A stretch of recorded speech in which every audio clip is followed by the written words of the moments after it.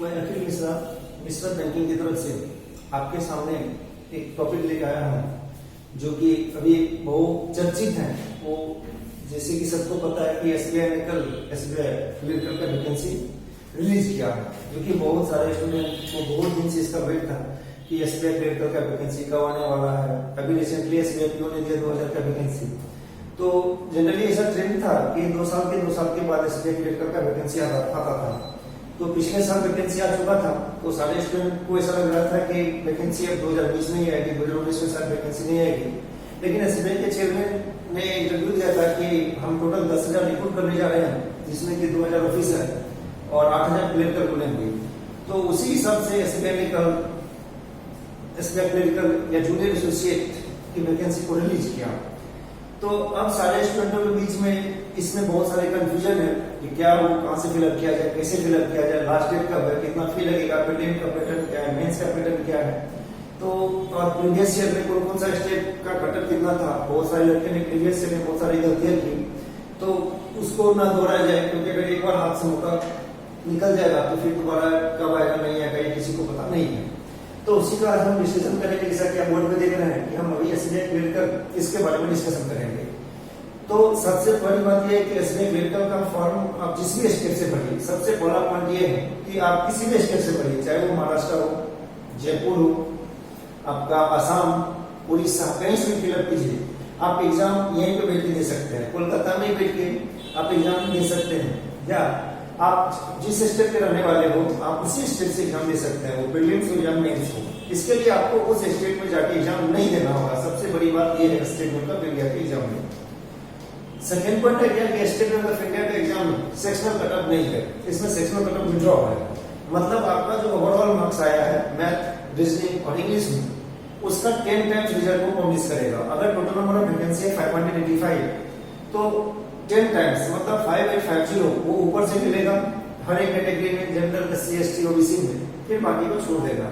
तो दो खासियत, 2 नंबर पॉइंट कि इसमें कोई सेक्शनल कटऑफ नहीं है, आप किसी सेक्शन से मार्क्स को उठाइए। तीसरा बात जो इस बार ऐड किया गया है कि जूनियर एसोसिएट में इंटर स्टेट ट्रांसफर नहीं होगा। मतलब आप जिस स्टेट से फिलअप कर रहे हैं आपको उसी स्टेट में रहना होगा। उसके बाद फर्दर आप जब प्रमोशन लेंगे तो फिर उसके बाद चेंज होगा सिस्टम। लेकिन जब तक आप जूनियर एसोसिएट हैं उसमें किसी भी हालत में आपका उस स्टेट से बाहर ट्रांसफर दूसरे स्टेट में नहीं किया जाएगा। एंड चौथी बात यह है कि आप जिस स्टेट से फिलअप करेंगे वहां का लेवल लैंग्वेज आपको जाना चाहिए। अगर आपने उस स्टेट से 10 या 10+2 में उस स्टेट का लैंग्वेज को एडॉप्ट किया है, जैसे आप महाराष्ट्र से फिलअप कर रहे हैं तो मराठी आपका अगर 10 और 10+2 में किसी एक में था तो आपको लैंग्वेज प्रोफिशिएंसी टेस्ट देने की जरूरत नहीं है। अगर आपको नहीं था तो प्रीलिम पास करेंगे, मेंस पास करेंगे और उसके बाद आपको एलपीटी देना होगा। और इस बार एलपीटी में एक नया वर्ड ऐड किया है कि रीड, राइट एंड स्पीक के साथ अंडरस्टैंडिंग भी होना चाहिए। मतलब उस स्टेट का आदमी, उस स्टेट का कस्टमर जो बोल रहा है वो आपको समझना चाहिए, वो क्या बोल रहा है, ताकि आप उसकी भाषा को समझ के उसका काम कर सकें।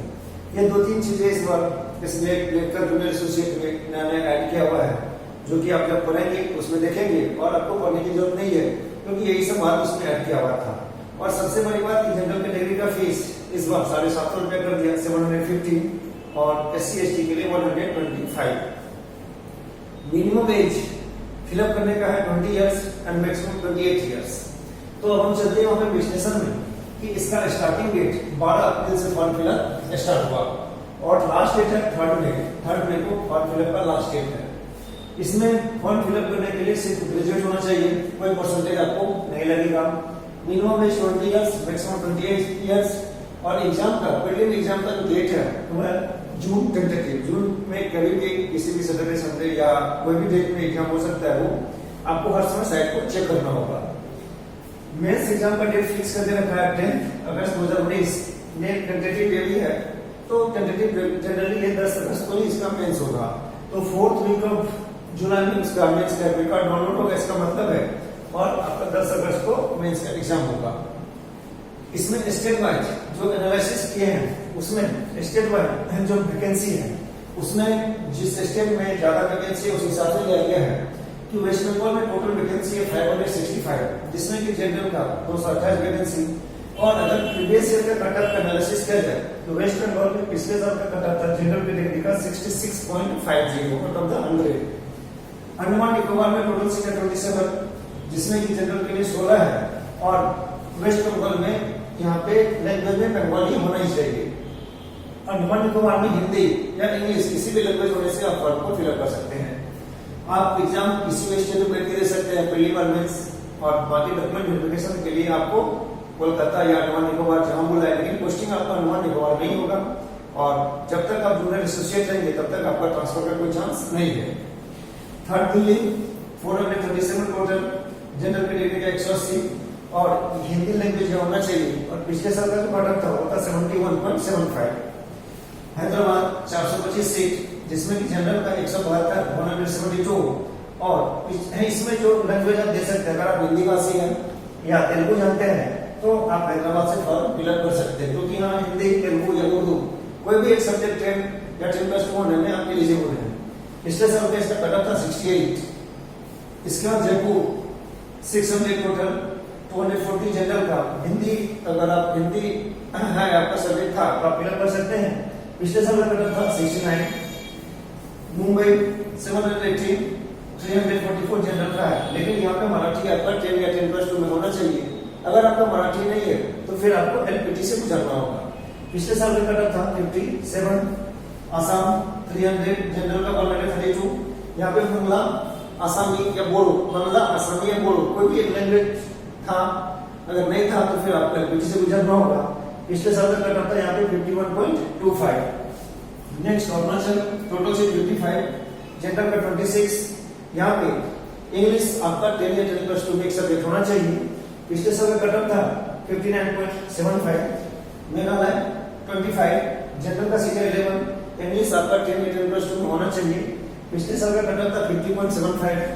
नागालैंड 40, जिसमें कि जनरल का 18, इंग्लिश आपका एक सब्जेक्ट होना चाहिए। तो ये था पिछले साल का प्रीवियस ईयर का कट ऑफ, जो कि स्टेट बाय उन्होंने दिया, क्योंकि कि आपको भरने का चांस ज्यादा है और यहाँ पे वैकेंसी भी ज्यादा है, तो उसी हिसाब से फिर डिसीजन ले लेंगे। प्रीवियस ईयर का कट ऑफ इस साल का कट ऑफ से मैच होगा या नहीं होगा, ये डिपेंड करता है क्वेश्चन लेवल के ऊपर में, कि पिछले साल का क्वेश्चन लेवल को देख के आप अनुमान नहीं लगा सकते हैं कि इस साल का कट ऑफ वही होगा या उससे कम होगा या उससे ज्यादा होगा, क्योंकि जब तक एग्जाम नहीं हो जाता तब तक कट ऑफ का एनालिसिस करना बहुत ही मुश्किल है। और ऐसा भी नहीं है कि अगर पिछले साल कट ऑफ यहाँ पे कम था तो इस बार कम ही जाएगा, ऐसा भी कुछ मैटर नहीं करता है। वो डिपेंड करता है कि नंबर ऑफ स्टूडेंट किधर सबसे ज्यादा मूव करते हैं, फिर उसी हिसाब से कट ऑफ अप डाउन होते रहता है। तो ये सारा कट ऑफ देख के आप डिसीजन लेंगे कि आपको किस स्टेट से भरना है। और सबसे बड़ी बात, फॉर्म फिलअप करने से पहले आप लैंग्वेज देख लीजिए कि आप कौन सा लैंग्वेज में एफिशिएंट है, या किस लैंग्वेज को आप बहुत कम समय में सीख सकते हैं। क्योंकि अगर आप एलपीटी में पास नहीं करेंगे तो फिर वहां पे प्रीलिमिनरी मेंस पास करने का कोई फायदा ही नहीं रहेगा। एग्जाम पैटर्न में जब बात करते हैं तो प्रीलिमिनरी का एग्जाम में math 35, reasoning 35, English 30, total 100 question, और आपका टाइमिंग यहाँ पे बांधा हुआ है 20 मिनट्स, 20 मिनट्स, 20 मिनट्स। जब आप प्रीलिम पास करेंगे तो उसका 10 टाइम्स स्टूडेंट को मेंस के लिए बुलाया जाएगा। मेंस में जनरल अवेयरनेस, जो कि हर एक एग्जाम का बैकबोन होता है, जनरल अवेयरनेस। ये आजकल अभी एग्जाम में ये करंट अफेयर्स का ट्रेंड चला हुआ है, सारे एग्जाम में करंट अफेयर्स का ट्रेंड चला हुआ है, जिसमें कि मिनिमम आपको 6 to 8 मंथ्स का करंट अफेयर्स को कवर करना होगा। मतलब आपको मिनिमम जनवरी में, अगर मेंस एग्जाम दिसंबर यहाँ पे 10 दिसंबर को है, तो कम से कम आपको जनवरी महीने से करंट अफेयर्स को अपडेट रखना होगा। तो मिनिमम 8 महीने तक करंट अफेयर्स को आपको अपडेट रखना होगा। यही एक ऐसा टॉपिक है जो कि आपको कम समय में सबसे ज्यादा मार्क्स दिलवाएगा, क्योंकि इसमें पेन खोलने की कोई जरूरत नहीं पड़ती है। अगर आपको पता है तो आप विदाउट पेन खोले टिक करेंगे, नहीं पता है तो फिर आपका किसी भी तरीके से आंसर नहीं दे सकते हैं। तो इसको सबसे ज्यादा आपको स्ट्रॉन्ग करने की जरूरत है, अगर आपको इसमें क्लियर कर को मेंस एग्जाम को पार करना है। तो सेकेंड है English 14 question, 40 marks, 35 minutes. SBI का ऐसा सिस्टम है कि हर बार वो इंग्लिश में कुछ ना कुछ ड्रेस्टिकली चेंज करता है, जिसमें 40 क्वेश्चन में मिनिमम आपको 20 आरसी रीडिंग कॉम्प्रिहेंशन देंगे, और बाकी 20 क्वेश्चन में cloze test, fill in the blanks या मैचिंग बॉक्स, उसमें कुछ भी डाल सकता है या कुछ नया इसमें एक्सपेरिमेंट कर सकता है एसबीआई।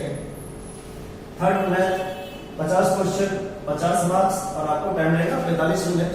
तो 50 क्वेश्चन में जनरली 3 दिया है, जनरली अभी तक का जो ट्रेंड देखा गया है उसमें 3 दिया है, मतलब 15 क्वेश्चन दिया है, फिर सीरीज से क्वाड्रेटिक इक्वेशन से, फिर क्वांटिटी 1 क्वांटिटी 2 से, फिर अभी जो कैस्केड डीआई चल रहा है कैस्केड डीआई, और उसके बाद आपको अरिथमेटिक पोर्शन से क्वेश्चन इसमें आते हैं। जनरल इंटेलिजेंस में 50 क्वेश्चन, इसमें सबसे ज्यादा नंबर है, और इसमें कंप्यूटर भी इंक्लूडिंग है, लेकिन कंप्यूटर बहुत कम क्वेश्चन रहता है। इसमें 50 क्वेश्चन, 60 मार्क्स, आपको 45 मिनट। तो जनरल इंटेलिजेंस में जनरली 5 पजल रहते हैं, जिसमें कि 3 पजल बहुत ही डिफिकल्ट, 2 पजल आपको करने लायक मिलेंगे। फिर उसके बाद यहाँ पे जो ट्रेंड चलता है सेरोक्स, इनपुट आउटपुट, स्टेटमेंट रिलेटेड बहुत सारे क्वेश्चन रहते हैं।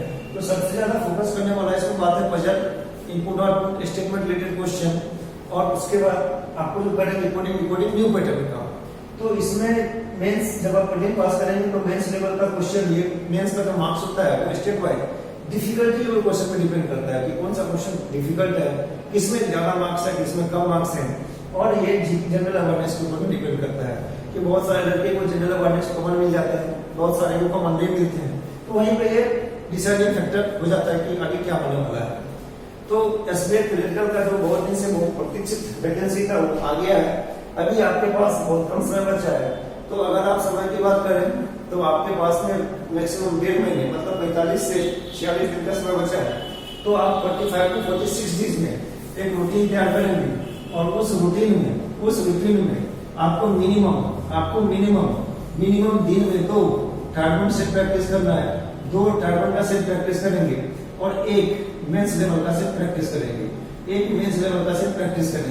तो दिन में अगर आप सिर्फ 3 सेट का प्रैक्टिस करेंगे, जिसमें कि 2 टर्बन होना चाहिए और 1 मेंस लेवल का सेट होना चाहिए, और उसके बाद अब हर दिन में 1 महीने का करंट अफेयर्स आप स्टार्ट कीजिए। जनवरी, फरवरी, मार्च, इस करंट अफेयर्स को आप डेली एक बार सिर्फ रिव्यू करेंगे, और उसके बाद बैंकिंग वर्कलेस और स्टैटिक जीके इसको भी आपको नहीं छोड़ना है, क्योंकि कब ट्रेंड चेंज हो रहा है किसी को पता नहीं है। तो आपका जो रूटीन होना चाहिए कम से कम 2 टर्बन दिन में कभी भी दीजिए आप, 1 से 1.5 घंटे का समय लगेगा या 2 घंटे का समय लगेगा। उसके बाद मेंस का सेट देना है आपको मेंस का सेट देने में जितने समय लगे 2 घंटे, 2.5 घंटे, 3 घंटे, उसका एनालिसिस कीजिए, और बाकी समय आप जनरल अवेयरनेस में यूटिलाइज कीजिए। वोकेब इंग्लिश का जितना स्ट्रॉन्ग कर सकते हैं आप उतना स्ट्रॉन्ग कीजिए, ताकि आपका इंग्लिश में मैक्सिमम क्वेश्चन आंसर वोकेब और फ्रेजल वर्ब इससे रिलेटेड रहता है, वर्ड कनेक्टर इससे ज्यादा रहता है क्वेश्चन। तो सबसे ज्यादा फोकस आपको एक रूटीन बनाना है, जिसमें कि आप 2 सेट कम से कम प्रीलिम्स और 1 सेट मेंस, बाकी समय को हम जनरल अवेयरनेस में यूटिलाइज करेंगे, और क्वेश्चन जो हमने टेस्ट लिया है उसके ऊपर एनालिसिस करेंगे कि कहाँ गलती हो रहा है, क्यों गलती हो रहा है, ये गलती अगला सेट में हमको नहीं दोहराना है। अगर बार बार वही गलती दोहरा रहे हैं तो इसका मतलब हमारा कंसेप्ट अभी तक क्लियर नहीं है, तो कंसेप्ट को क्लियर करना है। तो 2 सेट मिनिमम, 1 सेट मेंस, और बाकी सारा का समय आप जनरल अवेयरनेस और इंग्लिश का वोकेब में लगाइए। तो डेफिनेटली आपका टायर 1 और टायर 2 का एग्जाम एक साथ पैरेलली रन करेंगे तो आपके लिए सहूलियत होगा, क्योंकि जब प्रीलिम्स का रिजल्ट आएगा तो आपके पास मात्र 10 से 15 दिन का समय रहेगा, और उस 10-15 दिन में आप 8 से 9 महीने का करंट अफेयर्स को रिवाइज नहीं कर सकते हैं। तो उसको भी अभी से रिवाइज करना स्टार्ट कर दीजिए, और स्टैटिस्टिकल बैंकिंग को भी रिवीजन स्टार्ट कर दीजिए, और बाकी से प्रैक्टिस करने से आपका एफिशिएंसी बढ़ेगा, आपका एसपी बढ़ेगा, और आपका एक्यूरेसी बढ़ेगा। तो ये था एसबीआई जो फॉर्म फिलअप करेंगे उसके बारे में डिटेल एनालिसिस। अगर इसमें किसी तरह का कुछ पूछना है तो आप कमेंट बॉक्स में जाकर जरूर लिखिए, हम उसका रिप्लाई देंगे और आपको हम समझाएंगे। तो फॉर्म फिलअप का डेट ऑलरेडी स्टार्ट हो चुका है, और लास्ट डेट है 3 मई। 3 मई से वाले फॉर्म को फिलअप कर डालिए। ये एक बहुत ही बेटर चांस है इस बार एसबीआई का, क्योंकि पिछले साल के बाद इस बार आया हुआ है। और इसमें और एक खासियत बात है कि इसमें 10% वैकेंसी जो है रिजर्व लिस्ट में रखा जाएगा, जो कि 1 साल के लिए वैलिड होगा, और हर क्वार्टर में वो रिजर्व लिस्ट को छोड़ेगा। ये भी एक बहुत बड़ी बात है जो कि एसबीआई ने इस बार डिक्लेयर कर दिया है कि हम 1/4 वैकेंसी 50% वैकेंसी जो है वो रिजर्व लिस्ट में रखेंगे, और हर क्वार्टर में हम उसको रिलीज करेंगे। तो ये भी एक बहुत बड़ी बात है कि इस बार क्लियर कर दिया, पिछले बार ऐसा कुछ क्लियर नहीं किया हुआ था। तो ये था एसबीआई के बारे में डिटेल एनालिसिस। फिर हम कल आपके सामने में नया वीडियो लेकर एक टॉपिक ऊपर में आएंगे, तब तक इसको आप देखिए और कमेंट बॉक्स में कमेंट जरूर कीजिए।